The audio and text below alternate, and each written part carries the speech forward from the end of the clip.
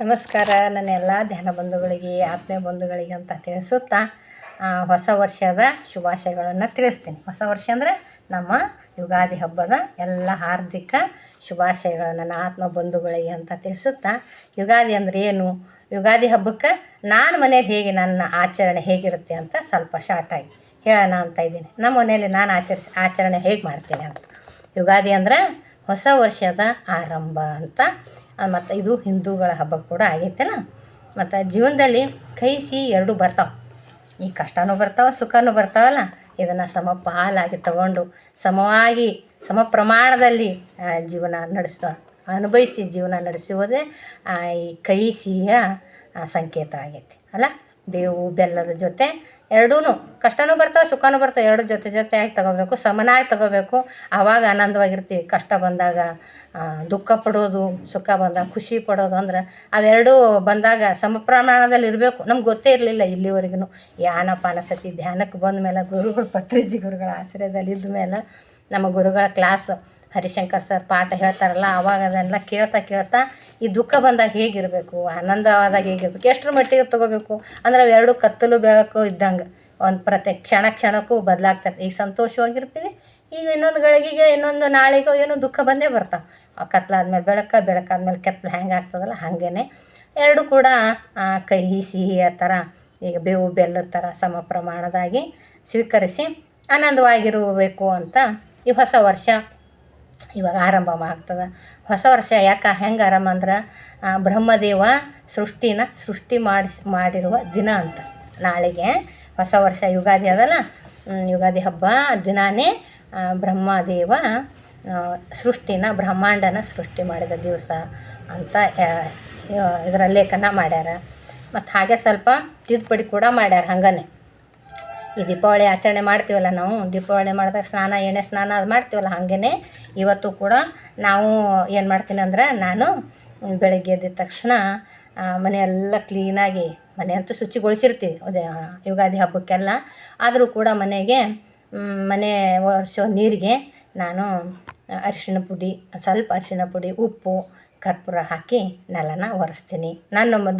ನನ್ನ ಹಬ್ಬದ ದಿನಚರಿ ಅಂತ ಹೇಳೋಕ್ಕೆ ಇಷ್ಟಪಡ್ತೀನಿ. ತುಂಬ ಜನರು ಬೇರೆ ಮಾಡ್ತಾರೆ, ಅವ್ರವ್ರ ಆಚರಣೆ ಮೇಲೆ ಹೋಗ್ತದೆ ಅಂತ ಹೇಳೋಕ್ಕೆ ಇಷ್ಟಪಡ್ತೀನಿ. ನಾನು ಮಾಡೋದು ನೆಲ ಒರೆಸ್ತೀನಿ ಎಲ್ಲ ಕ್ಲೀನಾಗಿ. ಆಮೇಲೆ ನಾನು ಎಣ್ಣೆ ಸ್ನಾನ ಮಾಡ್ತೀನಿ. ಎಣ್ಣೆ ಸ್ನಾನ ಮಾಡಬೇಕಾದ್ರೆ ತಲೆಗೆಲ್ಲ ಎಣ್ಣೆ ಹಚ್ಕೊಂಡು, ಮತ್ತು ಆಮೇಲೆ ನೀರಿಗೆ ಉಪ್ಪು, ಅರಿಶಿಣ ಪುಡಿ ಹಾಕ್ಕೊಂಡು ಸ್ನಾನ ಮಾಡ್ತೀನಿ. ಅದನ್ನು ನಮ್ಮ ಶರೀರದಲ್ಲಿರುವ ನೆಗೆಟಿವ್ನ ಆಚೆ ಹಾಕ್ತದಂತ ನನಗದು ಬಲವಾದ ನಂಬಿಕೆ. ಉಪ್ಪಿನ ಸ್ನಾನ ಮಾಡಿದ್ರೆ ನನ್ನ ಶರೀರದಲ್ಲಿ ನೆಗೆಟಿವ್ ಇರಲ್ಲ ಅಂತ. ಯಾಕಂದರೆ ಉಪ್ಪು ಸಮುದ್ರದಲ್ಲಿ ಉತ್ಪನ್ನ ಆಗಿರೋದಲ್ಲ, ಲಕ್ಷ್ಮಿ ಅಂತ ಅಂದ್ಕೊಂಡಿವಲ್ಲ, ಹಾಗೆ ಅದು ಹಾಕ್ಕೊಂಡು ಸ್ನಾನ ಮಾಡಿದ್ರೆ ನೆಗೆಟಿವ್ ಎಲ್ಲ ಆಚೆ ಹೋಗ್ತದೆ, ಶುದ್ಧವಾಗ್ತೀವಿ ಅಂತ ಹೇಳೋಕ್ಕೆ ಇಷ್ಟಪಡ್ತೀವಿ. ಬರೀ ಮೇಲೆ ಎಲ್ಲ ಶುದ್ಧವಾಗಿ ಎಲ್ಲ ಮೇಲೆ ಹಾಕ್ಕೊಳ್ಳೋದಲ್ಲ, ಮನಸ್ಸು ಕೂಡ ಶುದ್ಧವಾಗಿ ಇಟ್ಕೊಬೇಕು. ಎಲ್ಲ ನೋಡಿದ್ದೆಲ್ಲ ಪ್ರೇಮ ಭಾವನೆಯಿಂದಿರಬೇಕು, ಎಲ್ಲರನ್ನ ಪ್ರೀತಿಸಬೇಕು. ನಾನು ಅವ್ರನ್ನ ಪ್ರೀತಿಸಿದ್ರೆ ಮಾತ್ರ ನನಗೆಲ್ಲರೂ ಪ್ರೀತಿಸೋಕ್ಕೆ ಸಾಧ್ಯ.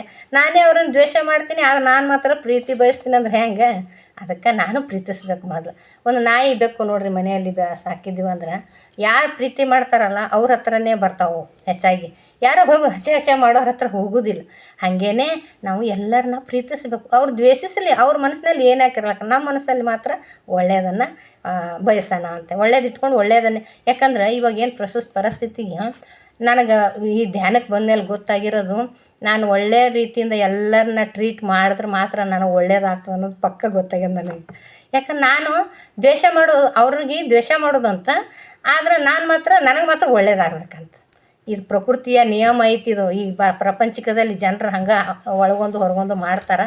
ಆದರೆ ಅದಕ್ಕೆ ನೋವು ಪಟ್ಕೋತೀವಿ ನಾವು. ಹೊರಗೊಂದು ಇರೋದ್ರಿಂದನೇ ನೋವು ಆಗ್ತಾ ಇರೋದು, ಮತ್ತೆ ಕಷ್ಟಗಳು ಬರ್ತಾ ಇರ್ತಾವೆ. ಆದ್ರೆ ಈ ಪ್ರಕೃತಿಯ ನಿಯಮ ಏನಾಗೈತಿ, ನೀನು ಏನು ಅನ್ಕೋತಿದ್ದಿ, ನೀ ಏನು ಭಾವನೆಯಲ್ಲಿ ಇರ್ತದಲ್ಲ, ನಿನಗೆ ರಿಟರ್ನ್ ಆಗಿ ಬರ್ತೈತಿ ಅಂತ ಅದು ಪ್ರಕೃತಿ ನಿಯಮವಾಗಿ ನ್ಯಾಯವಾಗಿ ನಮಗೆ ಒದಗಿಸ್ತಾ ಇರ್ತಾರಂತ. ನಮ್ಮ ಪಾಠದಲ್ಲಿ ಬಂದೈತಿ, ಗುರುಗಳು ನಮಗೆ ತಿಳಿಸ್ಯಾರ. ಅದಕ್ಕೆ ನಮ್ಮ ಮನಸ್ಸನ್ನು ಕಲುಷಿತ ಮಾಡ್ಕೊಬಾರ್ದು. ಅವ್ರು ಏನಾರು ಅಯ್ಯೋ ಅವ್ರು ಏನಾರು ಅಂದರೂ ಕೂಡ ನಾವು ಹಂಗೆ ಅನಿಸ್ಕೋಬೇಕೇನ್ರಿ ಅಂತಂತೆ. ಏನಾರು ಅಂದ್ರೆ ತುಂಬ ತೊಂದರೆ ಕೊಡಾಕತ್ರು, ಮತ್ತೆ ಮೇಲಿನ ಮೇಲೆ ನಾವು ತಪ್ಪು ಮಾಡದಿದ್ರು ಕೂಡ ಅಂತ ಇದ್ರು ಮಾಡ್ತಿದ್ರೆ ಅವಾಗ ಒಂಚೂರು ರಿಕ್ಸಿಷನ್ ಹಾಕಬೇಕು, ಹೇಳ್ತಾ ಇರಬೇಕು. ಅಂದರೆ ಯಾಕೆ ಯಾಕೆ ಏನು ಅಂತ ಕೂತು ಬಗೆಹರಿಸ್ಕೊಬೇಕು. ಮೂರನೇದವ್ರ ಕಡೆಯಿಂದ ಅವ್ರ ಕಡೆಯಿಂದ ಇವ್ರ ಕಡೆಯಿಂದ ಹೇಳಿಸೋದು, ಅವ್ರ ಕಡೆಯಿಂದ ಇವ್ರ ಕಡೆ ಮಾಡಿಸೋದು ಮಾಡಬಾರ್ದು. ಯಾಕಂದ್ರೆ ಒಂದು ಬಾಯಿಗೆ ಒಂದು ಬಾಯಿ ಬೇರೆ ಬೇರೆ ಆಗ್ತಾವೆ. ಅದಕ್ಕೆ ನನ್ನಲ್ಲಿ ನಿಮ್ಮಲ್ಲಿ ಏನಾರು ಮಧ್ಯದಲ್ಲಿ ಬಂದಿತ್ತು ಅಂದ್ರೆ, ಏನಾದ್ರು ವೈಮನಸ್ಸು ಬಂದಿತ್ತು ಅಂದ್ರೆ, ಅವರು ನಾವು ಒಟ್ಟಿಗೆ ಇಬ್ಬರೇ ಕೂತು ಚರ್ಚೆ ಮಾಡಿಬಿಡಬೇಕು. ಅವ್ರ ಜೊತೆ ನಾನ್ಯಾಕೆ ಮಾತಾಡಲಿ, ಆ ಚರ್ಚೆ ಅವ್ರ ಜೊತೆ ನಾನ್ಯಾಕೆ ಚರ್ಚೆ ಮಾಡಲಿ ಅನ್ನಂಗೆ ಇರಬಾರ್ದು. ಯಾರ ಜೊತೆ ಆಗೈತಲ್ಲ, ಎಲ್ಲಿ ಸೂಜಿ ಕಳ್ಕೊಂಡಿವಿ ಅಲ್ಲೇ ಹುಡುಕಬೇಕು. ಮೂರನೇದವ್ರು ಹುಡುಕಂದ್ರೆ ಎಲ್ಲೆಲ್ಲೋ ಹುಡುಕೋದಂಗೆ ಆಗ್ತದೆ. ಹಾಗಾಗಿ ಈ ಮನಸ್ಸುಗಳು ಕೂಡ ಸ್ವಚ್ಛವಾಗಿ ಇಟ್ಕೊಬೇಕು. ಮನಸ್ಸು ಕ್ಲೀನಾಗಿರಬೇಕು, ಕಲ್ಮಶ ಇರಬಾರ್ದು. ಬರೀ ಶರೀರ ಶುದ್ಧ ಮಾಡ್ಕೊಂಡ್ರಲ್ಲ, ಒಳಗೂ ಕೂಡ ಶುದ್ಧವಾಗಿರಬೇಕು. ಯಾಕಂದ್ರೆ ನನಗೆ ಏನು ಬೇಕು ಪಡ್ಕೋಬೇಕಂದ್ರೆ ಒಳಗೂ ಶುದ್ಧ ಇದ್ದಂದರೆ ಅದು ಮೇಲ್ಗಡೆನೂ ಕೂಡ ಸಿಗ್ತದೆ ಅಂತ ಹೇಳಕ್ಕೆ ಇಷ್ಟಪಡ್ತೀನಿ. ನಾನು ಅನುಭವಿಸಿರೋದು ಇದು. ನಾನು ಇವಾಗ ಮೊದಲೆಲ್ಲ ಹೇಗಿದ್ನೋ ಗೊತ್ತಿಲ್ಲ, ಕಷ್ಟ ಅನುಭವಿಸಿ ಎಲ್ಲ ಕಷ್ಟದಿಂದ ಇವಾಗ ಎಲ್ಲ ಕಷ್ಟನೇ ಇಲ್ಲ. ಈಗ ಆರಾಮಾಗಿ ಆನಂದವಾಗಿ ಯಾರ ಆಶ್ರಯದಲ್ಲಿದ್ದೀವಿ ನಾವು, ಪತ್ರಿಜಿ ಗುರುಗಳ ಆಶ್ರಯದಲ್ಲಿದ್ದೀವಲ್ಲ, ಪ್ರತಿದಿನ 3 ಗಂಟೆ ಧ್ಯಾನ ಮಾಡ್ತೀವಿ. 3 ಗಂಟೆದಿಂದ 6 ಗಂಟೆ ತನಕ ಧ್ಯಾನ ಮಾಡ್ತೀವಿ. ನಮ್ಮ ಗುರುಗಳ ಕ್ಲಾಸ್ ಕೇಳ್ತೀವಿ. ಎಲ್ಲೆಲ್ಲಿ ಸಿಕ್ಕಾಕೊಂಡಿದ್ದೀವಿ ಅಂದ್ರೆ ಅಲ್ಲೆಲ್ಲಿ ನಮ್ಮ ಗುರುಗಳು ನಮ್ಮನ್ನು ಆಚೆ ತರ್ತಾರೆ. ಹೀಗಾಗಿ ಆನಂದವಾಗಿದ್ದೀವಿ. ಆಚರಣೆಯಲ್ಲಿರಬೇಕು. ಯಾರೋ ಒಬ್ಬರು ಹಿರಿಯರು ಹೇಳಿದ ತಕ್ಷಣ ಬುದ್ಧಿವಾದ ಅವ್ರೇನು ಹೇಳ್ಯಾರ ಬಿಡು ಅಂತ ಅನ್ಬಾರ್ದು. ಅದನ್ನು ಆಚರಣೆ ತೊಗೋಬೇಕು. ಹೌದಲ್ಲ, ಅವರು ಆ ನಡೆದ ದಾರಿನ ತಪ್ಪು ಅಂತ ಹೇಳ್ತಾ ಇದ್ದಾರೆ ಅಂದಮೇಲೆ ಅದು ನಮಗೂ ಕೂಡ ನೀವು ನಡಿಬೇಡ್ರಿ ಆ ದಾರಿಲಿ, ನಿಮಗೂ ತೊಂದರೆ ಆಗ್ತದೆ ಅಂತ ಹೇಳ್ತಾರಂತ ಅರ್ಥ ಮಾಡ್ಕೊಬೇಕು. ಹಿರಿಯರ ಮಾತಂದ್ರೆ ಈಗಿನ ಕಾಲದ ಜನರಿಗೆ ಬೆಲೆ ಇಲ್ಲ. ನಾನೇ ಅಂತೀನಿ, ನಾನೇ ಅನ್ಕೋತೀನಿ. ಆದರೂ ಕೂಡ ಇದನ್ನು ಮಾಡ್ಲಾರನೆ, ಎಲ್ಲರೂ ಹಿರಿಯರ ಮಾತು ಕೇಳಾರ್ಕನೆ ಮಾಡ್ಲಾರನೆ ಸುಮ್ಮನಿರು, ಸಮಾಧಾನ ಆಗಿರು ಅಂತ ಅಂದರೂ ಕೂಡ ಅಂದ್ರೇ ಸಮಾಧಾನ ಅಂದ್ರೆ ನಾನೇನು ಹುಚ್ಚಾಟ ಮಾಡ್ತಿರ್ಲಿಲ್ಲ. ಆದರೂ ಕೂಡ ಗಡಿಬಿಡಿ ಸಂಸಾರದಲ್ಲಿ ಓಡಾಟ ಬೀಡಾಟ, ನಾನು ಅಹಂಕಾರ, ನಂದು ನಾನೇ ಮಾಡಬೇಕು, ನಾನೇ ಶಾಣೆ, ನಾನೇ ಜಾಣೆ ಅಂತ ಅಂದ್ಕೊಂಡೆ ನನಗೆ ಈಗ ನನಗೆ ಪಶ್ಚಾತ್ತಾಪ ಅನಿಸ್ತದೆ. ಭಾಳ ನಾನು ಅಂತ ಓಡಾಡಿದ್ಕೆ ನನ್ನ ಕಿಡ್ನಿ ಹೋಯ್ತೇನೋ ಅಂತ. ಯಾಕಂದ್ರೆ ಶಾಂತವಾಗಿದ್ದರೆ ಎಲ್ಲ ನಮ್ಮ ಶರೀರದ ಅಂಗಗಳು ಶಾಂತವಾಗೇ ಇರ್ತಾವೆ. ಅತಿಯಾಗಿ ಹೆವಿಯಾಗಿ ಕೆಲಸ ಮಾಡೋದು, ಹೆವಿಯಾಗಿ ಮೈಂಡ್ ಟ್ರಸ್ಟ್ ಮಾಡ್ಕೊಂಡ್ರೆ ನಮ್ಮ ಶರೀರದ ಮೇಲೇ ಪರಿಣಾಮ ಬೀರ್ತದೆ. ಯಾರಿಗೂ ತೊಂದರೆ ಆಗೋದಿಲ್ಲ, ಅದು ನಮಗೇ ತೊಂದರೆ ಆಗ್ತದೆ ಅಂತ ಹೇಳೋಕ್ಕೆ ಇಷ್ಟಪಡ್ತೀನಿ. ಯಾಕಂದ್ರೆ ನಾನು ಅದೇ ಅನುಭವಿಸಿದ್ದೀನಲ್ಲ. ಹಾಗಾಗಿ ಮನಸ್ಸು ಶರೀರ ಶುದ್ಧ ಮಾಡಿಕೊಂಡು, ಮನೆ ಶುದ್ಧ ಮಾಡಿಕೊಂಡು, ಶರೀರ ಶುದ್ಧ ಮಾಡಿಕೊಂಡು, ಉಪ್ಪು ನೀರಿಂದ ತಲೆ ಸ್ನಾನ ಮಾಡಿಕೊಂಡು, ಮತ್ತು ಮನೆ ಅಂತೂ ಶುದ್ಧ ಮಾಡಿರ್ತೀವಲ್ಲ, ಮತ್ತು ಅಂಗಳನ್ನ ಕ್ಲೀನ್ ಮಾಡಬೇಕಲ್ಲ. ಅಂಗಳ ಮೊದಲೇ ಕ್ಲೀನ್ ಮಾಡಿರ್ತೀವಿ. ರಂಗೋಲಿ ಹಾಕಬೇಕು. ಒಂದು ಚೆನ್ನಾಗಿ ಮಾವಿನ ತಳಿರು ತೋರಣ ಥರ ಇದ್ದರನ್ನು, ಮಾವಿನ ಹಣ್ಣು ಜ್ಯೋತಿ ಬೀಳೋ ಗೊಂಚಲು ಥರ ಇರೋದನ್ನು ರಂಗೋಲಿ ಹಾಕಬೇಕು. ಮತ್ತು ಅದ್ರ ಪಕ್ಕದಲ್ಲಿ ಜಯ ವಿಜಯ ಅಂತ ಬರಿಬೇಕಂತ ನಾನು ಹೀಗೆ ಕೇಳ್ಪಟ್ಟಿದ್ದೆ. ಜಯ ವಿಜಯ ಅಂತ ಬರಿಬೇಕು. ಯಾಕಂದ್ರೆ ಹೊಸ ವರ್ಷ ಅಲ್ಲ, ಹೊಸ ವರ್ಷದಿಂದ ಪ್ರಾರಂಭವಾಗಿರ್ತಲ್ಲ, ಜಯ ವಿಜಯ ಯಾವತ್ತೂ ಈ ವರ್ಷ ಪೂರ್ತಿ ದೇವರಲ್ಲಿ ಬೇಡ್ಕೊಬೇಕು. ಸೂರ್ಯದೇವನಿಗೆ, ನವಗ್ರಹ ದೇವರಿಗೆ, ಎಲ್ಲ ಕಡೆ ಮನೆ ದೇವರಿಗೆಲ್ಲ ಬೇಡ್ಕೊಬೇಕು. ಈ ವರ್ಷ ಪೂರ್ತಿ ಎಲ್ಲ ನಾನು ಜಯವಾಗಿರ್ತೀನಿ, ವಿಜಯ ಹೊಂದುತ್ತೀನಿ, ಎಲ್ಲ ಕೆಲಸ ಕಾರ್ಯಗಳು ಸರಳವಾಗಿ ಸಾಗ್ತಾವೆ, ನಾನು ವಿಜಯಿಯಾಗಿರ್ತೀನಿ ಅಂತ ದೇವರಲ್ಲಿ ಬೇಡ್ಕೊಂಡು ಅಲ್ಲಿ ಏನು ಮಾಡಬೇಕು, ಈ ಥರ ಬಲಗಡೆ ಹಿಂಗೆ ಬಂದಿದ್ರೆ ಜಯ ವಿಜಯ ಅಂತ ಬರಿಬೇಕು. ಹಾಗೆ ಮತ್ತು ಯುಗಾದಿ ಹಬ್ಬದ ಶುಭಾಶಯಗಳು ಕೂಡ ತಿಳಿಸ್ಬೇಕು. ಹಾಗೆ ಹೊಸ್ತಲು ಪೂಜೆ ಮಾಡಬೇಕು. ಹೂವು ಮತ್ತು ಅರಿಶಿನ ಕುಂಕುಮದಿಂದ ಹೊಸ್ತಲು ಪೂಜೆ ಮಾಡಬೇಕು. ಮಾವಿನ ತೋರಣ, ತಳಿರು ಮತ್ತು ಬೇವಿನ ಸೊಪ್ಪು ತಂದಿರ್ತೀವಲ್ಲ, ಅವನು ಕೂಡ ಜರ ಎಲ್ಲಿ ಬಾಗಿಲ ತೋರಣ ಕಟ್ಟಬೇಕು. ಈಗ ನೆಲ ಒರೆಸೋದಾಯಿತು, ಸ್ನಾನ ಮಾಡೋದಾಯಿತು, ರಂಗೋಲಿ ಹಾಕೋದಾಯಿತು, ಆಮೇಲೆ ಹೊಸ್ತಲು ಪೂಜೆಗಳಾದವು. ಆಮೇಲೆ ಮನೆಯಲ್ಲಿ ಎಲ್ಲ ದೇವರುಗಳ ಪೂಜೆ ಮಾಡಬೇಕು. ಜಾಸ್ತಿ ಇವಾಗ ಬ್ರಹ್ಮದೇವ್ರನ್ನ ಪೂಜೆ ಮಾಡ್ತಾರೆ. ಯಾಕಂದ್ರೆ ಬ್ರಹ್ಮದೇವನೇ ಈ ಸೃಷ್ಟಿ ಮಾಡಿದ ದಿವಸ ಅಲ್ಲ, ಬ್ರಹ್ಮದೇವನ ಪೂಜೆ ಕೂಡ ಮಾಡ್ತಾರೆ. ಮತ್ತು ಆಮೇಲೆ ಲಕ್ಷ್ಮೀ ಪೂಜೆ ಮಾಡಬೇಕು, ಗಣಪತಿ ಪೂಜೆ, ಶಿವನ ಪೂಜೆ, ಈ ಥರ ಎಲ್ಲ ಮಾಡಿ ರಂಗೋಲಿ ಚೆನ್ನಾಗಿರೋದೊಂದು ರಂಗೋಲಿ ಹಾಕಿ ಹೊಸ್ತಲು ಪೂಜೆ ಮಾಡಿ, ಜಗಲಿ ಮ್ಯಾಗೆ ಎಲ್ಲ ದೇವರುಗಳನ್ನು ಪೂಜೆ ಮಾಡಿ, ನಮ್ಮ ಮನೆ ದೇವರುಗಳೆಲ್ಲ ಬೇಡ್ಕೊಂಡು ಪೂಜೆ ಮಾಡಿ, ಮಾವಿನ ಸೊಪ್ಪು ತೋರಣ ತಳಿರು ತಂದಿರ್ತೀವಲ್ಲ, ಆ ದಿನ ತಂದಿದ್ದನ್ನು ಯಾರಿಗೂ ಕೊಡಬಾರ್ದು. ಆ ಹಬ್ಬದ ದಿವಸ ರಂಗೋಲಿ ಇದು ಯುಗಾದಿ ಹಬ್ಬದ ದಿವಸ ಯಾರಿಗೂ ನಾವು ಏನು ಅಕಸ್ಮಾತ್ ಯಾರೋ ಒಬ್ರು ಏನಾನ ಕೇಳಕ್ಕೆ ಬಂದ್ರೆ ಏನು ಕೊಡಬಾರ್ದು ಅಂದ್ರೆ ಹಾಲು, ಮೊಸರು, ತುಪ್ಪ ಮತ್ತು ಇದು ಅರಿಶಿನ ಕುಂಕುಮ ಈ ಥರ ಇರೋವೆಲ್ಲ, ಮತ್ತು ಒಡವೆಗಳು ಕೇಳ್ತಾರೆ. ಏನೋ ಒಂದು ಅವ್ರನ್ನ ಬೇಡ್ಕೊತ ಬರಲ್ಲ, ಎಲ್ಲ ಹಾಕ್ಕೊಂಡು ಹೋಗ್ತೀನಿ ಅಂತ ಅದು ನಮ್ಮ ಮನೆ ಲಕ್ಷ್ಮಿಗಳಲ್ಲ. ಆ ದಿನ ನಾವು ಅದು ಯಾರಿಗೂ ಕೂಡ ಏನೇ ಕಾರಣಕ್ಕೂ ಅವು ಯಾರಿಗೂ ಕೊಡಬಾರ್ದು ಅಂತ ಹೇಳೋಕ್ಕೆ ಇಷ್ಟಪಡ್ತೀನಿ. ಮತ್ತು ಯುಗಾದಿ ದಿನದಂದು ಅದೇ ಕುಂಕುಮನೂ ಕೊಡಬಾರ್ದು. ಅರಿಶಿನ ಕುಂಕುಮ, ಹಾಲು, ಮೊಸರು ಇದೇನು, ಮತ್ತು ಪೊರಕೆ, ಉಪ್ಪು, ಇವೆಲ್ಲ ಒಡವೆ ಇವ್ಯಾವು ಕೂಡ ಅವ್ರು ಕೊಡಬಾರ್ದು. ಮತ್ತು ಇನ್ನೊಂದು, ನಾವು ಬೇವಿನ ಸೊಪ್ಪು, ಮಾವಿನ ಸೊಪ್ಪು ತಂದಿರ್ತೀವಲ್ಲ, ನಮ್ಮ ತೋರಣ ಕಟ್ಟಕ್ಕೆ ಅಂಥೇಳಿ ಹೊಸ್ತಿಲಿಗೆಲ್ಲ ಕಟ್ಟಕ್ಕೆ ಬಾಗಿಲಿಗೆ ಅದನ್ನು ಕೂಡ ಕೊಡಬಾರ್ದು. ಯಾಕಂದ್ರೆ ತರಬೇಕಾದ್ರೆ ಏನಾರು ತಂದಿರ್ತೀವಿ ನಮ್ಮ ಮನೆ ಶುಭವಾಗಲಿ ಅಂತ ತಂದಿರ್ತೀವಿಲ್ಲ, ಅದರಲ್ಲಿ ಮಾತ್ರ ನಾವು ಪಾಲನ್ನು ಮಾಡಬಾರ್ದು. ಅವರಿಗೆ ಮತ್ತು ಅವರಿಗೆ ಸ್ವಲ್ಪ ಉಳಿದು ನೋಡಿರಿ ನೀವು ತೊಗೊಳ್ರಿ ಒಂದು 4 ಎಲೆ ಅಂತೇಳಿ ಕೊಡಬಾರ್ದಂತ. ಮತ್ತು ಯಾಕಂದ್ರೆ ಕೊಡಬಾರ್ದಂತ ಯಾಕಂದ್ರೆ ಮತ್ತು ನಾವೇ ತಂದಿರ್ತೀವಿಲ್ಲ, ನಮ್ಮ ಶುಭವಾಗಲಿ ಅಂತ ನಮ್ಮ ಮನೆಗಂತ ತಂದಿರೋದನ್ನು ಲಕ್ಷ್ಮೀನ ಅದರಲ್ಲಿ ಪಾಲು ಮಾಡಬಾರ್ದು. ಬೇಕಂದ್ರೆ ಅವ್ರು ಅಕಸ್ಮಾತ್ ನಾವು ಹೋಗ್ತಾ ಇದ್ರಂದ್ರೆ ನಮಗಿಷ್ಟು ತೊಗೊಂಡು ಬಾ ಅಂದ್ರೆ ಅವರಿಗಾಗಿ ಸಪ್ರೇಟೇ ತಂದು ಕೊಡಬೇಕಂತ. ಮನೆಗೆ ತಂದಿರೋದ್ರಲ್ಲಿ ಪಾಲು ಕೊಡಬಾರ್ದು ಕೂಡ ನನಗೂ ಅನ್ನಿಸ್ತೈತಿ ಅದು. ಯಾಕಂದ್ರೆ ದೈವಿ ಸಂಕೇತವಾಗಿರ್ತದಲ್ಲ, ಹೊರಗಡೆಯಿಂದ ಆ ಹಬ್ಬದ ದಿನ ತಂದಿರ್ತೀವಲ್ಲ, ಹಾಗಾಗಿ ಅದನ್ನು ಕೂಡ ಬೇವಿನ ಸೊಪ್ಪು, ಮಾವಿನ ತಳಿರು ತೋರಣ, ಹೂಗಳು ಬೇವು ಮಾಡೋಕ್ಕೆ ಮಾಡ್ತೀವಲ್ಲ ಹೂವುಗಳನ್ನು ಅದನ್ನು ಕೂಡ ಕೊಡಬಾರ್ದು. ಮಾವಿನ ಹಣ್ಣು ತಂದಿದ್ದು ಬೇವು ಮಾಡ್ತೀವಿ ಅವತ್ತು. ಮತ್ತು ಎಲ್ಲ ಪೂಜೆ ಅದಾದಮೇಲೆ ನಮ್ಮಲ್ಲಿ ಏನು ಮಾಡ್ತಾರೆ, ಬೇವು ಮಾಡ್ತೀವಿ ನಾವು. ಇಲ್ಲೆಲ್ಲ ನಿಮ್ಮ ಕಡೆ ಹೇಗೆ ಮಾಡ್ತಾರೆ ಗೊತ್ತಿಲ್ಲ. ಹುಣಸೆ ಹಣ್ಣನ್ನು ಹಾಕಿ ಹುಣಸೆ ಹಣ್ಣು ಮಾವಿನ ಹಣ್ಣು ಹೆಚ್ಚಿಬಿಟ್ಟು ಮತ್ತು ಪುಟಾಣಿ ಪುಡಿ ಹಾಕಿ ಬೆಲ್ಲ ದ್ರಾಕ್ಷಿ ಚಿಕ್ಕು ಹಣ್ಣುಗಳು ಹಾಕಿ ಮತ್ತು ಈ ಬೇವಿನ ಹೂಗಳು ಹಾಕಿ ತಣ್ಣಗೆ ಅದು ಬೇವು ಅಂತ ಮಾಡ್ತೀವಿ.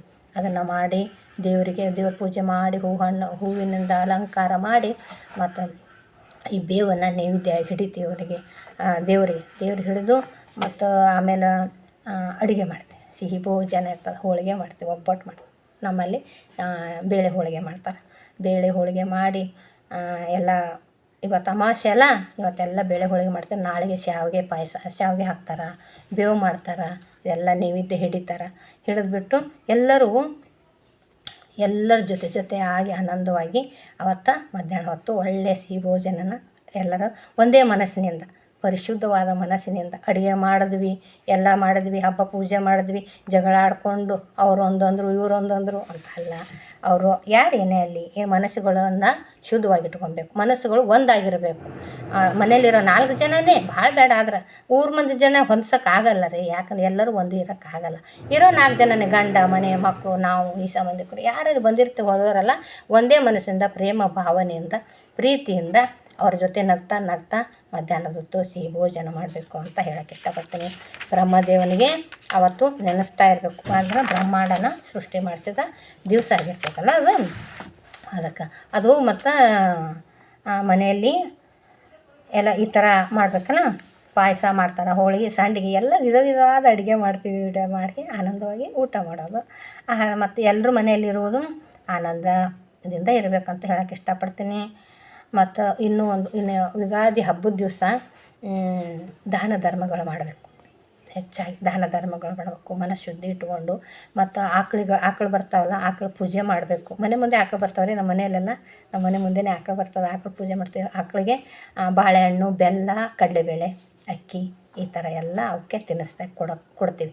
ಮತ್ತು ಕಪ್ಪು ಆಕಳು ಬಂದ್ರಂತೂ ಇನ್ನೂ ಉತ್ತಮ. ಅವೆಲ್ಲ ಗಂಜಲಾದಿದ್ದು ಮನೆ ತುಂಬ ಗಂಜಲನ ಸಿಂಪಡಿಸ್ತೀವಿ. ಮನೆಗೆಲ್ಲ ಮನೆ ಶುದ್ಧ ಆಗ್ತದೆ. ಮತ್ತು ಆಮೇಲೆ ಗೋಮಾತೆಗೆ ಪೂಜೆ ಮಾಡ್ತೀವಿ. ಪೂಜೆ ಮಾಡಿ ಮುಕ್ಕೋಟಿ ದೇವತೆಗಳನ್ನೆಲ್ಲ ಬೇಡ್ಕೊತೀವಿ. ಸುಖ ಶಾಂತಿ ಆಯುಷ್ಯ ಆರೋಗ್ಯ ಆನಂದ ಕೊಟ್ಟಿದ್ದಕ್ಕೆ ಧನ್ಯವಾದಗಳಂತ ಹೇಳ್ತೀನಿ ನಾನು. ಯಾಕಂದ್ರೆ ಎಲ್ಲ ಪಡ್ಕೊಂಡಿದ್ದೀನಲ್ಲ, ಅದಕ್ಕಾಗಿ ಇನ್ನೊಂದು ಎಲ್ಲದಕ್ಕಿಂತನೂ ಎಲ್ಲ ದೇವ್ರು ಕೊಟ್ಟಿರ್ತಾನೆ, ಇಲ್ಲ ಅಂತ ಯಾವುದೂ ಅನ್ಬಾರ್ದು. ಎಲ್ಲವೂ ಕೂಡ ಇರ್ತೈತಿ. ಕೊಟ್ಟಿದ್ದಕ್ಕಾಗಿ ನಮಗೆಲ್ಲ ಇರೋದಕ್ಕೆ ಧನ್ಯವಾದಗಳನ್ನು ತಿಳಿಸ್ಬೇಕು. ಅದಕ್ಕೆಲ್ಲ ಕೊಟ್ಟಿದೆಯಪ್ಪ ಅಂತೇಳಿ ಭೂಮಾತೆಗೆ ಪ್ರಕೃತಿ ಮಾತೆಗೆ ಧನ್ಯವಾದ ತಿಳಿಸ್ಬೇಕು.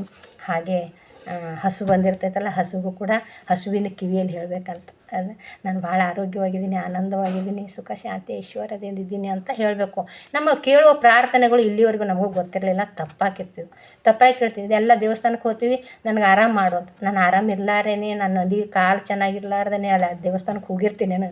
ಇಲ್ಲ ಹಂಗನ್ನು ನಾವು ಕೇಳೋ ಪ್ರಾರ್ಥನೆಗಳು ಎಲ್ಲ ದುಡ್ಡು ಇರ್ತೈತಿ, ಎಲ್ಲ ಇರ್ತೀನಿ, ಅಷ್ಟು ರೊಕ್ಕ ಕೊಡು, ಮಕ್ಳಿಗೆ ನೌಕರಿ ಬರಲಿ, ಸಣ್ಣ ಪುಟ್ಟದೆಲ್ಲ ಬೇಡ್ಕೊಂಡು ಅಯ್ಯೋ ದೇವರೇ ಕಲ್ಲಾಕಿ ಕೊಡ್ತಾನೆ ಸಾಕಿವ್ರ ಬೇಡಿಕೆಗಳನ್ನು ಕೇಳಲಾರ್ದೇ ಎಷ್ಟಂತ ಬೇಡ್ತಾರಪ್ಪ, ಏನಂತ ಮಾಡೋಣ ಇವ್ರಿಗೆ ಅಂತೇಳಿ.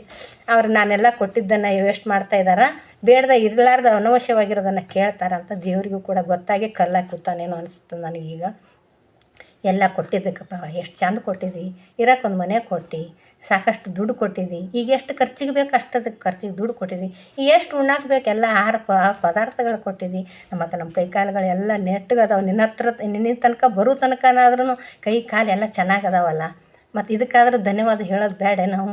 ಇದನ್ನು ಬಿಟ್ಟೀವಿ, ಹೋಗಿ ಏನಾರ ಕೇಳೋದು, ಪ್ರಯೋಜನ ಇಲ್ಲಾರ್ದು ಕೇಳೋದು. ಎಷ್ಟು ಅದ್ಭುತವಾಗಿ ಇದೆಲ್ಲ ಕೊಟ್ಟಾನ, ಅದಕ್ಕಾರ ಧನ್ಯವಾದಗಳನ್ನು ತಿಳಿಸೋದನ್ನು ಬಿಟ್ಟಿದ್ವಿ. ಇವಾಗ ಧ್ಯಾನಕ್ಕೆ ಬಂದಮೇಲೆ ಗೊತ್ತಾಗ್ಯದ ಪ್ರಕೃತಿ ಮಾತೆಯನ್ನು ಕೂಡ ಧನ್ಯವಾದನ ತಿಳಿಸ್ಬೇಕು. ಬಿಸಿಲು ಗಾಳಿ ಬೆಳಕು ಬರೆದಿದ್ರೆ ಭೂಮಿ ಒಂದು ಕಾಳು ಹಾಕಿದ್ರೆ 1000 ಕಾಳು ಕೊಡ್ತಾಳೆ ಭೂಮಿ ತಾಯಿ. ಎಂಥವಳ ಮ್ಯಾಜಿಕ್ ಮಾಡೋದನ್ನು ಬಿಟ್ಟು ಎಂಥದ್ದೋ ಮ್ಯಾಜಿಕ್ ನೋಡೋಕತ್ತೀವಿ, ಆ ಕಡೆ ಈ ಕಡೆ ಎಲ್ಲ ಹಾ ಹೋ ಅಂತ ಅನ್ನೋದನ್ನು ಅಯ್ಯೋ ಅಂತ ಗಾಬರಿ ಆಗ್ತೀವಿ. ಈ ಗಾಬರಿ ಆಗೋದನ್ನು ಇಲ್ಲೇ ನಮ್ಮ ಶರೀರ ನೋಡಿದ್ರೆ ನಮಗೂ ಕೂಡ ಮ್ಯಾಜಿಕ್ ಐತಿ, ಪ್ರಕೃತಿಲಿನೂ ಕೂಡ ಮ್ಯಾಜಿಕ್ ಅದ. ಇವೆಲ್ಲ ಬಿಟ್ಟಿವಿ. ಯಾರೋ ಒಂದು ಕಡೆ ಹೂ ಹಿಡೋದನ್ನು ಈ ಕಡೆ ಗೊಂಬೆ ಮಾಡಿದ ತಕ್ಷಣ ಮ್ಯಾಜಿಕ್ ಆಯಿತು ಅಂತ ಆ ಮ್ಯಾಜಿಕ್ಗಳೆಲ್ಲ ಇಲ್ಲ. ನಮ್ಮ ಶರೀರದಲ್ಲಿ ಎಷ್ಟು ಮ್ಯಾಜಿಕ್ ಆಗ್ತಾವೆ ನೋಡೋಣ. ಕಣ್ಣುಗಳ ರೆಪ್ಪೆ ಬಡಿತಾವೆ ನೋಡ್ರಿ, ಹೇಳ್ದೆ ಕೇಳಿದ್ರೆ ರೆಪ್ಪೆ ಬಡಿತಾವೆ. ಹೊರಗಡೆ ಇರೋ ಒಂದು ಕಸ, ಒಂದು ಧೂಳು, ಒಂದು ಏನಾರ ಈರುಳ್ಳಿ ಕಾಕು ಕೂಡ ಒಳಗೆ ಹೋಗ್ಲಾರ್ದಂಗೆ ಲೇಯರ್ ಮಾಡ್ಯಾನ ಸೃಷ್ಟಿಕರ್ತ. ಎಷ್ಟು ಅದ್ಭುತ ಮಾಡಿರಬೇಕು. ಒಂದು ಲೇಯರಲ್ಲಿ ಒಂದು ಬಾಂಡದ ಮೇಲೆ ಮುಚ್ಚಿದ್ರೆ ಎಷ್ಟೋ ಉಗ ಹೊರಗಡೆಯಿಂದ ಗಾಳಿ ಬರ್ತೈತಿ. ಕಣ್ಣು ಮುಚ್ಚಿದ್ರೆ ಆ ಕಾಕು ಕೂಡ ಒಳಗಡೆ ಹೋಗ್ಲಾರ್ದಷ್ಟು ಕಣ್ಣಿನ ಮುಚ್ಚಳ ಮಾಡ್ಯಾನಂದ್ರೆ ಇಂಥ ಮ್ಯಾಜಿಕ್ ಯಾರು ಮಾಡ್ತಾರೆ ಈ ಪ್ರಪಂಚದಲ್ಲಿ ಹೇಳ್ರಿ? ಎಂಥ ವೈಜ್ಞಾನಿಕವಾಗಿ ಇದು ವಿಜ್ಞಾನ ಮುಂದುವರೆದಂದ್ರು ಇಂಥದ್ದು ಯಾರು ಮಾಡ್ತಾರೆ? ನಾಲಿಗೆ ನೋಡ್ರಿ, ನಾಲಿಗೆ ಒಳಗಡೆ ಕಲ್ಲುಗಳು ಸುತ್ತಾನೇ ಐತಿ, ಈ ಹಲ್ಲುಗಳ ಸುತ್ತಾನೇ ಐತಿ. ಎಂಥದ್ದೆಲ್ಲ ಕಡಿತೀವಿ ನಾವು ಹಲ್ಲಿಂದ. ಆದ್ರಿಂಥ ಮೆದುವಾದ ನಾಲಿಗೆನ ಎಷ್ಟು ಅದ್ಭುತವಾಗಿ ಒಳಗಡೆನೇ ಇಟ್ಟಿದ್ದಾನೆ ಹಲ್ಲು. ಒಂದು ದಿನವೂ ಹಲ್ಲು ಕಚ್ಕೊಳ್ಳಲ್ಲ ನಾವು, ನಾಲಿಗೆ ಕಚ್ಚಲ್ಲ. ಎಷ್ಟು ಏನೇನೋ ತಿಂತೀವಿ, ಮತ್ತು ಎಲ್ಲೆಲ್ಲೋ ಅಲ್ಲಿ ಇಲ್ಲಿ ಸಿಕ್ಕಾಕೊಂಡಿರೋದನ್ನು ಈ ನಾಲಿಗೆಯಿಂದ ತಕ್ಕೊತೀವಿ. ಏನಾರ ಮಾಡ್ತೀವಿ, ಕಚ್ಚುತ್ತದೆ ಆ ನಾಲಿಗೆ. ಎಷ್ಟು ಜಾಣತನದಿಂದ ಮಾಡ್ತೈತಲ್ಲ. ಇದನ್ನು ಯಾರು ಮಾಡ್ಯಾರ? ಇದನ್ನು ನಾವು ಮಾಡೀವೇನ? ಪ್ರಕೃತಿಯ ನಿಯಮವಾಗಿ ಆ ಸೃಷ್ಟಿಕರ್ತ ನಮ್ಮನ್ನು ಈ ಥರ ಸೃಷ್ಟಿ ಮಾಡ್ಯಾನ. ಇದರಲ್ಲಿ ಎಷ್ಟು ಮ್ಯಾಜಿಕ್ ಒಂದು ಹೇಳಕ್ಕೆ ಹೋದ್ರೆ ನನಗೆ ಇವತ್ತು ಒಂದು ದಿನವೇ ಬೇಕಾಗ್ತದೆ ಅಂತ ಹೇಳಕ್ಕೆ ಇಷ್ಟಪಡ್ತೀನಿ. ಪ್ರಕೃತಿಲೂ ಕೂಡ ಅಷ್ಟೇ ಮ್ಯಾಜಿಕ್ ಅದ. ಒಂದು ಕಾಳು ಹಾಕಿದ್ರೆ 1000 ಕಾಳು ಭೂಮಾತೆ ಕೊಡ್ತಾಳೆ ಪ್ರಕೃತಿ ಮಾತೆ. ಮತ್ತು ಗಾಳಿ ಬಿಸಿಲು ಇರಲಿಲ್ಲ ಅಂದ್ರೆ ನಮ್ಮ ಜೀವನ ಏನಾಗ್ತದೆ? ಬಿಸಿಲು ಬರಲಿಲ್ಲ ಅಂದ್ರೆ ಮಂದವಾಗಿ ಕೂತು ಬಿಡ್ತೀವಿ. ಮತ್ತು ಮಳೆ ಬರಲಿಲ್ಲ ಅಂದ್ರೆ ಹೆಂಗಿರ್ತೈತಿ? ಬಿಸಿಲು ಬರಲಿಲ್ಲ. ಇವೆಲ್ಲ ಅದ್ಭುತಗಳನ್ನು ನೋಡೋದು ಬಿಟ್ಟು ಬೇರೆದನ್ನು ನೋಡಿ ಇಲ್ಲಿವರೆಗೂ ಈ ಅಂಧಕಾರ ಅಜ್ಞಾನದಲ್ಲಿ ಇದ್ದೀನಿ ಅಂತ ಹೇಳಕ್ಕೆ. ಈಗೇನು ಸುಜ್ಞಾನಿ ಆಗೀನಿ ಅಂತ ಹೇಳಲ್ಲ, ಸ್ವಲ್ಪ ತಿಳಿದೈತಿ. ನನ್ನ ಶರೀರ ಬಗ್ಗೆ ನನಗೆ ಅದ್ಭುತ ಐತಿ, ಇದು ಶ್ರೇಷ್ಠವಾದ ಶರೀರ, ಇದು ಕಾಪಾಡ್ಕೋಬೇಕು ಅನ್ನೋದು. ಮತ್ತು ಆಮೇಲೆ ಈ ಪ್ರಕೃತಿನೂ ಕೂಡ ಶ್ರೇಷ್ಠವಾಗೈತಿ. ಭೂಮಿ, ಚಂದ್ರ, ಆಕಾಶ, ಸೂರ್ಯ, ಚಂದ್ರ ಇವರೆಲ್ಲ ಇದ್ರೇ ನಮ್ಮ ಜೀವನ ನಡೆಯೋದು ಅಂತ. ಮತ್ತು ಮೂಗೈತಾ, ಉಸಿರೈತಾ, ನಾವು ಉಸಿರಾಡ್ತಿದ್ದೀವ ಅಂತ ನೆನಪಿರಲಿಲ್ಲ. ಬರೀ ಬಿಜಿ ಜೀವನ ಏನು ಅವಸರ ಮಾಡಿ ಬರೀ ಮನೆ ಕೆಲಸ. ನಾನು ಅನ್ನೋ ಅಹಂಕಾರದಲ್ಲಿ ನನ್ನ ಮೂಗೈತೆ, ಉಸಿರಾಡ್ತೀನಿ, ಆ ಉಸಿರು ಬೇಕಾ ಇಲ್ಲ ಅಂತಲೂ ಕೂಡ ಮರೆತು ಬಿಟ್ಟಿದ್ವಿ ಅನ್ಕೋತೀನಿ. ಈ ಥರ ಇವಾಗ ಈ ಧ್ಯಾನಕ್ಕೆ ಬಂದ ಮೇಲೆ ಈ ಮೂಗು ಉಸಿರಾಟದ ಅನುಭವ ಪಟ್ಟ ಮೇಲೆ ಈ ಧ್ಯಾನದ ಅನುಭವ, ಈ ನನ್ನ ಏನು ಹೇಳಬೇಕು, ಆನಂದ. ಈ ಉಸಿರನ್ನು ಹಸಿರನ್ನಾಗಿ ಮಾಡ್ಕೊಂಡಿವಿ. ಮೊದಲೇ ಇರ್ತೈತೆ, ಅದು ನನಗೆ ಗೊತ್ತಿರಲಿಲ್ಲ. ನನಗಂತ ಹೇಳಕ್ಕೆ ಇಷ್ಟಪಡ್ತೀನಿ. ಯಾಕಂದ್ರೆ ಎಲ್ಲರೂ ಹೇಗಿದ್ದೀರೋ ಅಂತ ಯಾರಿಗೂ ಕಮೆಂಟು ಜಜ್ಮೆಂಟು ಮಾಡೋಕ್ಕೆ ನಮ್ಮ ಗುರುಗಳು ಹೇಳಿಲ್ಲ. ನಾನೇ ಅಂಧಕಾರದಲ್ಲಿದ್ದೆ. ಇಷ್ಟು ಭಾಳ ಈಗೇನು ಸುಜ್ಞಾನಿ ಆಗಿನಂತ ಹೇಳಲ್ಲ, ಆದ್ರೆ ಸ್ವಲ್ಪ ತಿಳ್ಕೊಂಡಿನಂತ ಹೇಳಕ್ಕೆ ಇಷ್ಟಪಡ್ತೀನಿ. ನಾನು ಮಹತ್ವನ ತಿಳ್ಕೊಂಡಿದ್ದೀನಿ, ನನ್ನ ಪ್ರಕೃತಿಯ ಮಹತ್ವ ಬೆಲೆನ ಅರ್ಥ ಮಾಡ್ಕೊಂಡಿದ್ದೀನಿ ಅಂತ ಹೇಳಕ್ಕೆ ಇಷ್ಟಪಡ್ತೀನಿ. ಮತ್ತು ಹಸುಗಳಿಗೆ ಪೂಜೆ ಮಾಡಬೇಕು. ನನಗಿರೋದೆಲ್ಲ ಕೊಟ್ಟಿರೋದಕ್ಕೆಲ್ಲ ಧನ್ಯವಾದಗಳನ್ನು ಹಬ್ಬದ ದಿನ ತಿಳಿಸ್ಬೇಕು, ದಿನಾಲೂ ತಿಳಿಸ್ಬೇಕು. ಹಸುಗಳು ಬಂದರೆ ದಿನಾಲೂ ಕೂಡ ಅವಕ್ಕೆಲ್ಲ ಆಹಾರನ ಕೊಡಬೇಕು. ಮತ್ತು ನಾಯಿಗಳು ಬಂದರೆ ಆಹಾರನ ಕೊಡಬೇಕು. ಚಪಾತಿ ಎಲ್ಲ ಮನೇಲಿ ಇರ್ತಾವಲ್ಲ, ಅದನ್ನು ನಾಯಿಗಳಿಗೆ ಕೂಡ ಹಾಕಬೇಕು. ಶನಿ ಮಹಾತ್ಮನ ಆಶೀರ್ವಾದ, ಕೃಪಾಶೀರ್ವಾದ ನಮ್ಮ ಮೇಲೆ ಇರಲಿಯಪ್ಪ ಅಂತೇಳಿ ಬೇಡ್ಕೊಂಡು ಆ ನಾಯಿಗಳಿಗೂ ಕೂಡ ಆಹಾರನ ನೀಡಬೇಕು. ಮತ್ತು ಆಮೇಲೆ ದಾನ ಧರ್ಮ ಯಾರಾದರೂ ನಾವು ಅನ್ಎಕ್ಸ್ಪೆಕ್ಟೆಡ್ ಆಗಿ ಬರ್ತಾರೆ. ಅವರು ನಾವು ಕೆಲಸ ತುಂಬ ಬ್ಯುಸಿಯಾಗಿರ್ತೀವಿ, ಏನೇನೋ ನಾವು ಕೆಲಸ ಮಾಡ್ತಾಯಿರ್ತೀವಿ ಒಳಗಡೆ. ಅವ್ರು ಹೊರಗಡೆ ಬಂದಾಗ ಈಗ ಬರ್ರಿ ಅಂತ ಅನ್ನೋದು, ಅವ್ರನ್ನ ಕಾಯಿಸೋದು ಮಾಡಬಾರ್ದು. ಅವ್ರು ಬಂದಿದ್ದ ತಕ್ಷಣವೇ ನಮ್ಮ ಕೈಲಿ ಏನೇ ಇರಲಿ ಕೆಲಸ ಅದನ್ನು ಬಿಟ್ಟು ಹೋಗಿ ಅವರಿಗೆ ಏನು ಬೇಕು ಅದನ್ನು ನೀಡಬೇಕು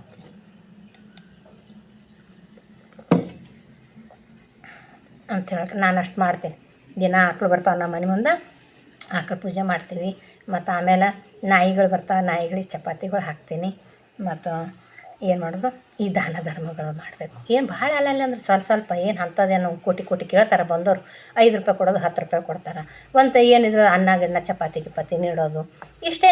ಮನೆಗೆ ಬಂದವ್ರು ಏನು ನಮ್ಮ ಮನೆ ಆಸ್ತಿ ಕಾಗದ ಪತ್ರ ತಂದಿರ್ತಾರೆ, ನಮ್ಮ ಕಡೆ ನಿಮ್ಮ ಮನೆದೊಂದು ಸಹಿ ಮಾಡಿರಿ ಅಂತೇಳಿ. ಏನಿಲ್ಲ, ಅಷ್ಟೇ ಒಂದು 10 ರೂಪಾಯಿ ಕೊಟ್ಟರೆ ಸಂತೋಷದಿಂದ ಹೋಗ್ತಿರ್ತಾರೆ. ಏನೋ ದಾನ ಪಟ್ಟೆ ದಾನ ಮಾಡಬೇಕು, ಅನ್ನದಾನ ಮಾಡಬೇಕು. ಇವತ್ತು ಹಬ್ಬದ ದಿವಸ ಮತ್ತು ನಿರ್ಗತಿಕರಿಗೆ ಸಹಾಯ ಮಾಡಬೇಕು. ನಮ್ಮ ದೇವ್ರು ಕೊಟ್ಟಿರ್ತಾನಲ್ಲ, ಕೊಟ್ಟದನ್ನು ಇರಲಾರ್ದವ್ರಿಗೆ ಸ್ವಲ್ಪ ಕೊಡಬೇಕು ಅಂತ ಹೇಳೋಕ್ಕೆ ಇಷ್ಟಪಡ್ತೀನಿ. ಮತ್ತು ಸಾಯಂಕಾಲ ಚಂದ್ರ ದರ್ಶನ ಮಾಡಬೇಕು. ಚಂದ್ರ ದರ್ಶನ ಮಾಡೋದು ಭಾಳ ಮುಖ್ಯ ಐತಿ. ಯಾಕಂದ್ರೆ ಚಂದ್ರ ದರ್ಶನದ ಒಂದು ಕಥೆನೇ ಐತಲ್ಲ, ನಿಮಗೂ ಗೊತ್ತೈತೆ. ಅದು ಗಣಪತಿ ಪೂಜೆಕ್ಕಿಂತ ಮುಂಚೆ ಗಣಪತಿ ಹೋಗ್ತಾ ಇದ್ನಂತ, ಎಲೆ ಮೇಲೆ ಕೂತು ಒಂದು ಸ್ವಲ್ಪ ಬಿದ್ದನಂತ ಎಲೆ ಮೇಲಿಂದ. ಆವಾಗ ಚಂದ್ರನ ನೋಡಿ ನಕ್ಕನಂತ. ಆವಾಗ ಗಣಪತಿ ಶಾಪ ಕೊಟ್ಟನಂತ. ಈ ಕತೆ ಗೊತ್ತಲ್ಲ ನಿಮಗೆ. ಹಾಗಾಗಿ ಆ ಶಾಪ ಕೊಟ್ಟಾಗ, ನನ್ನ ಪೂಜೆಕ್ಕಿಂತ ಮುಂಚೆ ನಿನಗೆ ಯಾರು ನೋಡ್ತಾರಲ್ಲ ಅವರಿಗೆ ಅವಮಾನ ಮಾನ ಅಪಮಾನಗಳಾಗಲಿ ಅಂತ ಶಾಪ ಕೊಡ್ತಾನಲ್ಲ ಗಣಪತಿ. ಹಾಗಾಗಿ ಈ ಯುಗಾದಿ ಚಂದ್ರದಿನ ಅಲ್ಲೇ ಇಡ್ರಿ. ಯುಗಾದಿ ಚಂದ್ರಮಾನ ಯುಗಾದಿ ಇದನ್ನು ಯಾಕೆ ಚಂದ್ರನ ಸಾಯಂಕಾಲ ಚಂದ್ರ ಕಾಣಿಸೋದಿಲ್ಲ ರೀ, ತುಂಬ ಸಣ್ಣ ಎಳೆ ಥರ ಇರ್ತಾನೆ ಚಂದ್ರ. ಹುಡುಕಿ ನೋಡಬೇಕು, ನೀನು ಅವತ್ತು ನೋಡ್ಬೇಕು ನಾವು. ಯಾಕಂದ್ರೆ ಈ ಗಣಪತಿ ನೋಡೋಕ್ಕಿಂತ ಮುಂಚೆ ಯಾರು ಚಂದ್ರನ ನೋಡಿ ನಾವು ಶಾಪಗ್ರಸ್ತ ಆಗಿದ್ದೇವಂದ್ರೆ ಇದಕ್ಕೊಂದು ಉಪಶಮನಕ್ಕಾಗಿ ಆಪ್ಷನ್ ಇಟ್ಟಾರಂತ, ತಿದ್ದುಪಡಿ ಮಾಡ್ಯಾರಂತ.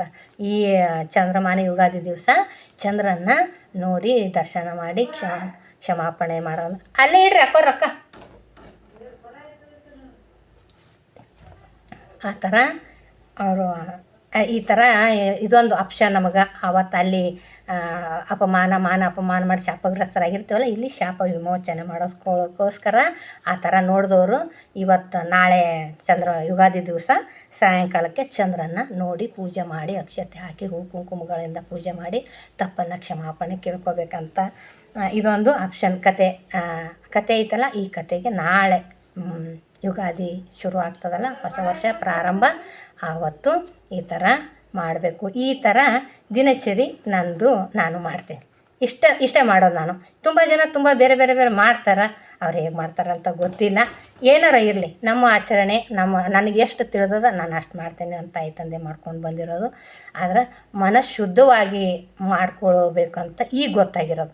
ಇವೆಲ್ಲ ಪೂಜೆಗಳು ಮಾಡ್ತಿದ್ದು ಕಾಡ್ದೇವ್ರ ನಿಯಮಗಳ ಪ್ರಕಾರ ನಿಯಮ ಇರ್ತಾವಲ್ಲ, ಅಯ್ಯೋ ಮಾಡಬೇಕು ಅಂತ ಮಾಡೋದು, ಒತ್ತಾಯಪೂರ್ವಕವಾಗಿ ಮಾಡೋದು ಇವೆಲ್ಲ ಭಯ ಭಕ್ತಿಯಿಂದ ಈ ನಿಯಮಗಳನ್ನು ಮಾಡಲೇಬೇಕಾಗ್ತದೆ. ಇಂಥವೆಲ್ಲ ಸಣ್ಣ ಪುಟ್ಟ ನಿಯಮಗಳು ಮಾಡಬೇಕು. ಸಣ್ಣ ಪುಟ್ಟವತ್ತು ನಾವು ಅನ್ಕೋತೀವೋ ಸಣ್ಣ ಪುಟ್ಟವಲ್ಲ. ಆ ರಂಗೋಲಿಯಲ್ಲಿ ಒಂದು ವಿಶೇಷತೆ ಇದೆ, ಆ ಮಾವಿನ ತೋರಣದಲ್ಲಿ ಒಂದು ವಿಶೇಷತೆ ಇದೆ, ದಾನ ಧರ್ಮಗಳಲ್ಲಿ ಒಂದು ವಿಶೇಷ ಐತಿ, ಎಲ್ಲದರಲ್ಲಿನೂ ಶಕ್ತಿ ಐತಿ. ಅದಕ್ಕಾಗಿ ಇವೆಲ್ಲ ಭಿಕ್ಷೆ ಬಂದವ್ರಿಗೆ, ಮನೆ ಮುಂದೆ ಬಂದವ್ರಿಗೆ ಕಾಯಿಸ್ದಿರೋ ಭಿಕ್ಷೆ ಹಾಕೋದು, ಈ ಥರ ಎಲ್ಲ ಚಂದ್ರ ದರ್ಶನ ಮಾಡೋದು ಎಲ್ಲ ಮಾಡೋಣ ಅಂತ ಹೇಳೋಕ್ಕೆ ಇಷ್ಟಪಡ್ತೀನಿ. ಎಲ್ಲರಿಗೂ ಕೂಡ ಯುಗಾದಿ ಹಬ್ಬದ ಹಾರ್ದಿಕ ಶುಭಾಶಯಗಳು. ಈ ನನ್ನ ಹಬ್ಬದ ದಿನಚರಿಯನ್ನು ಶಾರ್ಟಾಗಿ ನಾನು ತಿಳಿಸೋಕ್ಕೆ ಇಷ್ಟಪಡ್ತೀನಿ ತಿಳಿಸಿದ್ದೀನಿ. ನಾನು ಹೀಗೆ ಮಾಡೋದು ಅಂತ ಹೇಳೋಕ್ಕೆ ಇಷ್ಟಪಡ್ತೀನಿ. ನೀವು ಕೂಡ ಇನ್ನೂ ಹೆಚ್ಚು ಗೊತ್ತಿದ್ದರೆ ಏನೇನೋ ನಿಮ್ಮ ಆಚರಣೆ ಹೇಗಿದೆ ಅಂತ ನೀವು ಮಾಡಿರಿ ಅಂತ ಹೇಳೋಕ್ಕೆ ಇಷ್ಟಪಡ್ತೀನಿ. Thank you. ಎಲ್ಲರೂ ಮೊದಲು ಧ್ಯಾನಸ್ಥರಾಗೋಣ. 3 ಗಂಟೆಗೆ ಎದ್ದು ಬ್ರಾಹ್ಮಿ ಮುಹೂರ್ತದಲ್ಲಿ ಧ್ಯಾನ ಮಾಡಿದ್ವಿ ಅಂದ್ರೆ ಈ ಹಬ್ಬ ಹರಿದಿನಗಳು ಎಷ್ಟು ಆನಂದವಾಗಿ ಮಾಡ್ತೀವಿ ಅಂದ್ರೆ ತುಂಬ ಎಂಜಾಯ್. ಯಾವುದು ಬೇಸರ ಆಗಲ್ಲ, ಯಾವುದು ಕಷ್ಟ ಅನಿಸಲ್ಲ, ಮಾಡ್ತಾ ಹೋಗೋಣ ಅಂತ ಹೇಳೋಕ್ಕೆ ಇಷ್ಟಪಡ್ತೀನಿ. ಭಾಳ ಅದ್ಭುತ ಆನಾಪಾನಸತಿ ಧ್ಯಾನ ಮಾಡೋಣ. 3 ಗಂಟೆಗೆ ಎದ್ದು 3 ಗಂಟೆಯಿಂದ 6 ಗಂಟೆವರೆಗೂ ಧ್ಯಾನ ಮಾಡೋಣ. ಧ್ಯಾನಸ್ಥರಾಗಿ ಹಾಗೆ ಜೀವನ ಮಾಡೋಣ ಅಂತ ಹೇಳೋಕ್ಕೆ ಇಷ್ಟಪಡ್ತೀನಿ. Thank you.